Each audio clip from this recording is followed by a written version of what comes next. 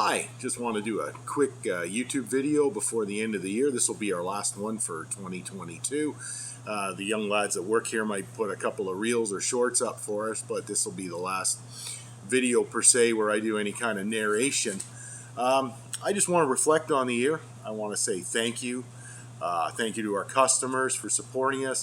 Thank you to you for watching our YouTube videos, especially those who subscribe to our channel and follow us. It's very gratifying to have people tell me they enjoy our videos, they find them informative. People have come in and made buying decisions or visits to the store based on things they've seen on the videos, and that's very gratifying. It tells me that I'm working on a good thing. I mean, I can always get better, but I'm working towards something really good and really exciting, and that excites me and keeps me passionate about doing this sort of thing. So I want to thank you all for that. I want to thank my staff. My staff are amazing.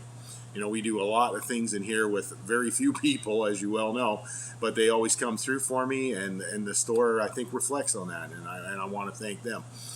I want to reflect on a good year.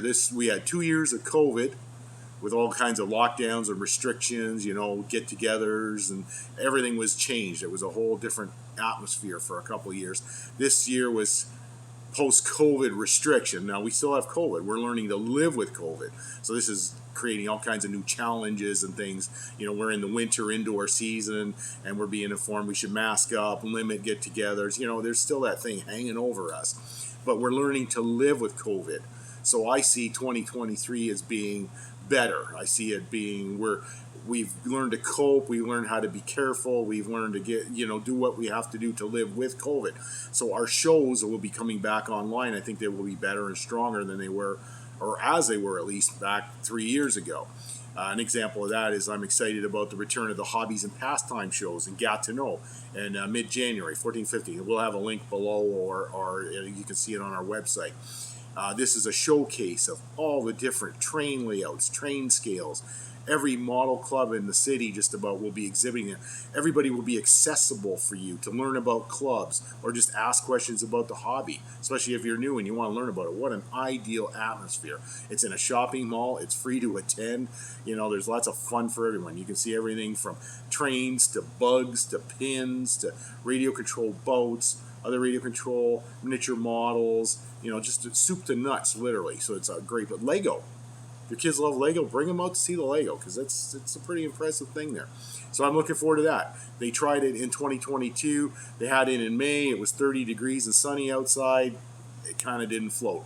But it's back in its usual time, which is mid-January, when we all kind of have the winter blues and that. What a great way to go and spend some quality time learning about hobbies. Heritage Con, that's back on the end of March. This should be, you know, the last one was just post-COVID restriction, so I think a lot of people hesitated to get into a crowded situation like that. I hope they're feeling less so now. That show will be back to its previous glory, because that's an amazing show. If you haven't been, you got to go. Torcan's back. Torcan was offline for 3 years at least. They're back at the end of May. And then Capcom is back this year. That's coming up in the fall. They have an October date. I'll share that with you when it's all finalized, but they're working towards having their show back in Ottawa, and that hasn't been around for 3 or 4 years now, so I'm excited about that. So I think it's going to be a big year.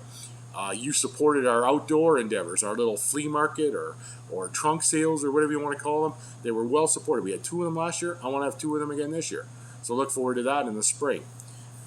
I'm excited about the potential. I'm excited about this YouTube channel.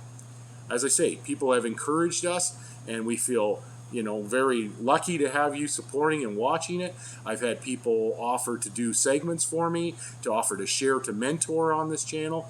If you're the kind of person that is passionate about your hobby, but you don't want to be bothered running a YouTube channel, please come see us. We'd love to put you on here. You know, we love to take advantage of you, as it were, in a nice way to help promote the hobby and help get hobbyists excited and share your passion and our passion for it. Another thing is groups. We currently foster 3 groups in the store, and that's not counting ad hoc builds, like we have people coming on Wednesday, perhaps Thursday, whatever day works for them, during the daytime, because our tables are always here. And if you want to take advantage of them and come in and build and get together with other people here in a hobby store environment, please, by all means, talk to us. We'd love to make it happen. And we could host more groups. We have 3 currently, but there's room for more. So if you have an idea, please bring it to us. If you have an idea about something you'd like to share with other hobbyists on our YouTube channel or social media outlets, please, by all means. I'd love to have more people mentor. I would like to get back. Now, something we haven't done since before COVID restrictions, we haven't had in-store classes where people personally mentor. We used to have Panzermeister 36 did a live one in here on how to weather. Hank Grubin's airbrush classes were always super popular. We've had people teaching how to paint miniatures. We've had people talk about 3D printing. We talk about scratch building, talking about weathering.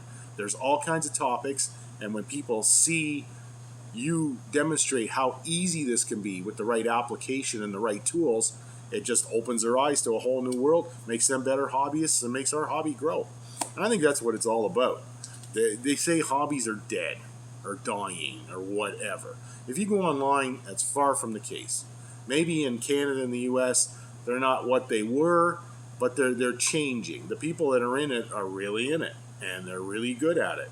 And you look at the way the hobby performs in Asia and in Europe, I mean, it's big stuff. They have huge shows, and they have people that model.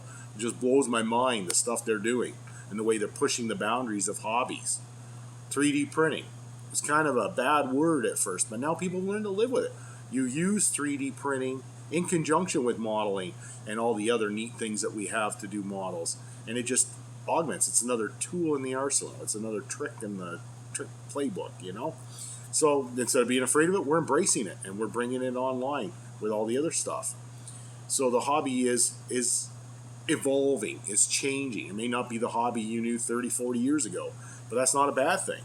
It's getting more exciting, it's getting more dynamic, and the results show in the models that are being built and presented. It's just, and the manufacturers, I mean, for a hobby that's dead, there is more stuff coming out than you've ever seen. Stuff you could only dream about in the past is currently being produced in models, and they're announcing exciting new releases all the time.